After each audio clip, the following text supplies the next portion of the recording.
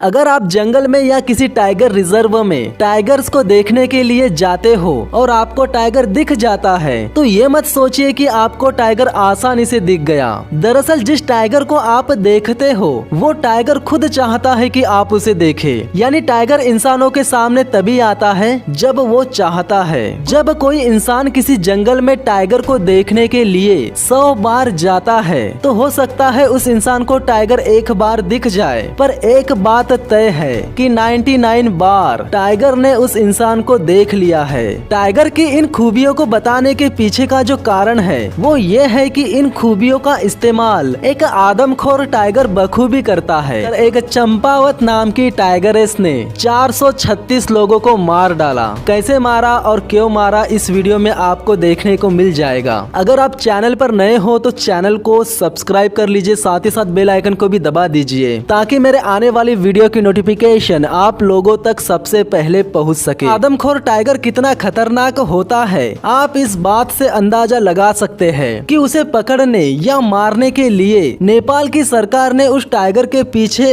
Army लगा दी। उस tiger ने नेपाल में लगभग 200 लोगों को मारकर जो आतंक मचाया था, उस आतंक को देखकर वहां की सरकार के पास और कोई ऑप्शन नहीं बचा था और मजबूरन उस टाइगर को मारने के लिए आर्मी वालों को बुलाना पड़ा। इतिहास में ऐसा पहली बार हुआ जब किसी आदमखोर टाइगर को मारने के लिए आर्मी वालों को बुलाना पड़ा। पर अफसोस कि आर्मी वाले भी उस टाइगर का कुछ बिगाड़ नहीं पाए। पर उस टाइगर ने आर्मी वालों का बहुत कुछ बिगाड़ दिया था। इससे पहले कि उस आदमखोर टाइगर के हाथों आर्मी के और जवान मारे जाते, आर्मी वालों ने उस टाइगर से बचने के लिए एक संगठन बनाया और उसे उसकी टेरिटोरी छोड़ने पर मजबूर कर दिया। यानी आर्मी के जवानों ने उस टाइगर को शारदा नदी के किनारे तक भगा दिया। इस नदी का आधा हिस्सा नेपाल में है और आधा हिस्सा इंडिया में है। शारदा नदी तक पहुंचने का मतलब है कि वो टाइगर इंडिया में अपने कदम रख चुकी थी।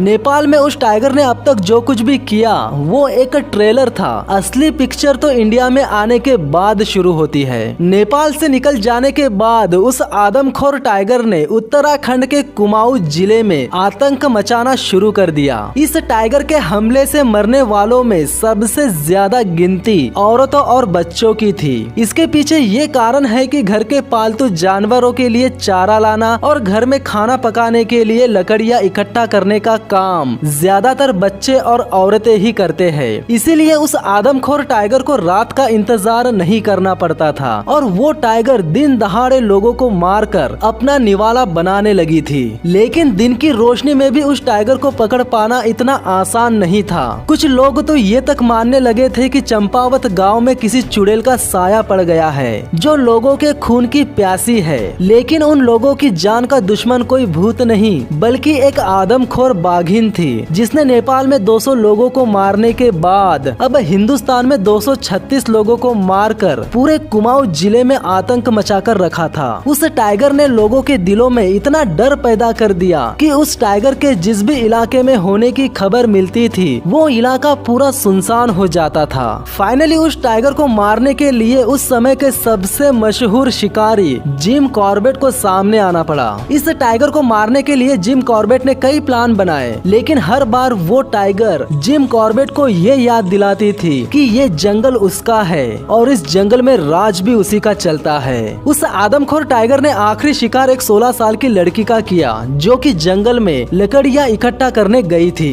जिम कॉर्बेट को इस घटना की सूचना मिलते ही उसने तुरंत और एक प्लान बनाया और जिस लोकेशन से उस टाइगर ने लड़की को उठाकर ले गई थी वहां से कॉर्बेट ने खून के धब्बों का पीछा करना शुरू कर दिया। बाघिन अपने शिकार को जंगल में काफी अंदर तक ले गई थी और कॉर्बेट लाश के घसीटे जाने के निशानों का पीछा करते करते टाइगर के काफी करीब पहुंच गया। उस टाइगर को मार पाना कोई आसान काम नहीं था। कॉर्बेट टाइगर के करीब तो पहुंच गया लेकिन उस टाइगर ने कॉर्बेट पर ही हमला कर दिया। 2 गोलियां चलाने के बाद किसी तरह जिम कॉर्बेट को भागने का मौका मिल गया। अगले दिन सुबह जिम कॉर्बेट ने चंपावत के तहसीलदार और गांव के तमाम लोगों की मदद से फाइनली उस आदमखोर टाइगर को मार गिराया। चैनल पर नए हो तो चैनल को सब्सक्राइब जरूर कर देना।